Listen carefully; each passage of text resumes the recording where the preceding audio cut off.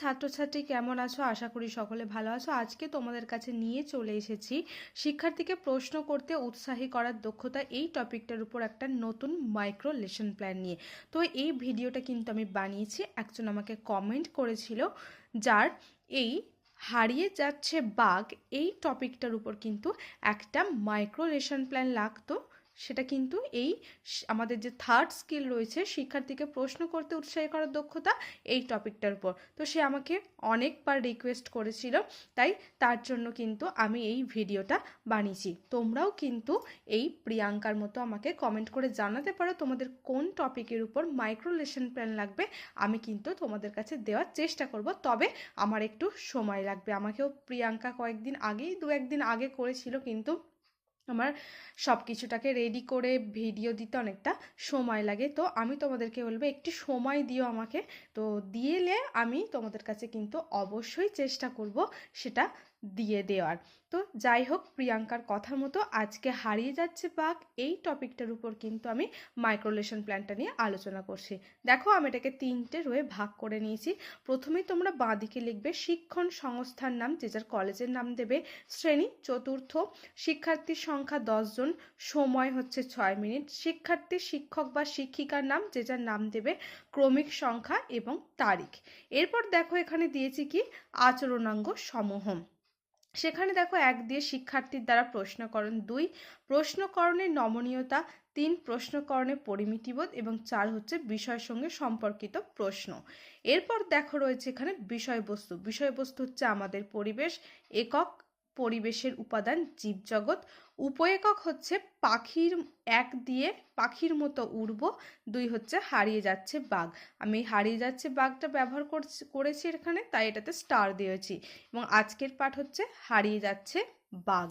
এরপর দেখো এটাকে আমি 4টে রোয়ে ভাগ করেছি। বিষয়বস্তু, শিক্ষিকার আচরণ, শিক্ষার্থীর আচরণ, আচরণাঙ্গ সমূহ। যেহেতু এটা শিক্ষার্থীকে প্রশ্ন করতে উৎসাহ দেওয়ার দক্ষতা, তাই এখানে শিক্ষার্থীরা প্রশ্ন করবে, শিক্ষক বা শিক্ষিকা মহাশয়া কি করবে, উত্তর দেবে। তাই দেখো এখানে বেশিরভাগ, এখানে সমস্ত প্রশ্নটা কিন্তু শিক্ষার্থীরা করেছে। অন্যান্য স্কিলে কি হয়, প্রশ্নগুলো শিক্ষক বা শিক্ষিকা মহাশয়া করে, কিন্তু উত্তরগুলো শিক্ষার্থীরা দেয়। কিন্তু শিক্ষার্থীকে প্রশ্ন করতে উৎসাহ দানের দক্ষতারে শিক্ষার্থীরা প্রশ্ন করবে এবং শিক্ষক বা শিক্ষিকারা উত্তর দেবে। তো চলো চলে যাই। বিষয়বস্তুতে লিখবে হারিয়ে যাচ্ছে বাঘ। এবার এখানটা শুরু করবে কি দিয়ে, যে গুড মর্নিং স্টুডেন্টস, কেমন আছো? ভালো আছি। তারপর দেখো এখানে ছবিতে দেখো তো এখানে কিসের ছবি আছে, এটা তো বাঘের ছবি। বাঘের গায়ে যে দাগ আছে ওটাকে কি বলে, ডোরা কাটা দাগ। শিক্ষার্থীর দ্বারা প্রশ্নকরণ। তারপর দেখো, আচ্ছা ম্যাডাম, বাঘের সংখ্যা এখন কমে যাচ্ছে কেন? বাঘের সংখ্যা কমে যাচ্ছে কারণ চোরা শিকারীরা বাঘগুলিকে শিকার করে নিচ্ছে, তার ফলে বাঘের সংখ্যা কমে যাচ্ছে। তাছাড়াও মানুষ জঙ্গল সব কেটে ফেলছে। এখানে দেখো প্রশ্নকরণে নমনীয়তা। এরপর দেখো এখানে যে ম্যাডাম, চোরা শিকারী কাকে বলে? যারা বন জঙ্গল থেকে বনের পশু পাখি গাছপালাগুলি চুরি করে বা শিকার করে নিয়ে যায় তাদের চোরা শিকারী বলে। হচ্ছে প্রশ্নকরণে পরিমিতি বোধ। এরপর দেখো পরবর্তী প্রশ্ন হচ্ছে, ম্যাডাম, চোরা শিকারীরা বাঘকে কেন মেরে ফেলছে? বাঘের নখ, চামড়া, হাড় এইসবের জন্য বাঘকে মেরে ফেলছে। শিক্ষার্থীর দ্বারা প্রশ্নকরণ। ম্যাডাম, এইভাবে শিকার করলে তো বাঘের সংখ্যা একদমই কমে যাবে। হ্যাঁ, এইভাবে চলতে থাকলে একটা বাঘও আর পৃথিবীতে থাকবে না, আর তখন বলা হবে যে বাঘও বিলুপ্ত হয়ে যাবে। প্রশ্নকরণে নমনীয়তা।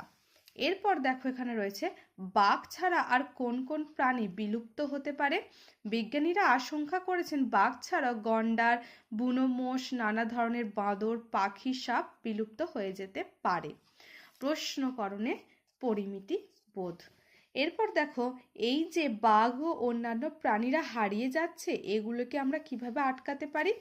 বাঘ ও অন্যান্য প্রাণীরা যাতে হারিয়ে না যায় তার জন্য সরকারের বন বিভাগ ও আরও অনেকে খুব চেষ্টা করছে, তার সাথে আমাদেরও সকলের এইসব দিকে নজর রাখা খুব প্রয়োজন। বিষয়ের প্রতিফলন। তো এই ছিল আজকের ভিডিও। আশা করছি ভিডিওটা তোমাদের খুব ভালো লাগবে। যদি ভিডিওটা ভালো লেগে থাকে তাহলে অবশ্যই ভিডিওটিকে একটি লাইক করো এবং বন্ধুদের কাছে শেয়ার করতে ভুলো না। আর যারা এখনও পর্যন্ত আমার পালকুমার স্টাডি চ্যানেলটিকে সাবস্ক্রাইব করোনি তারা অবশ্যই চ্যানেলটিকে সাবস্ক্রাইব করে আমার পাশে থেকো। সকলের সাথে দেখা হচ্ছে নতুন কোনো ভিডিওতে। সকলে ভালো থেকো, সুস্থ থেকো। ধন্যবাদ।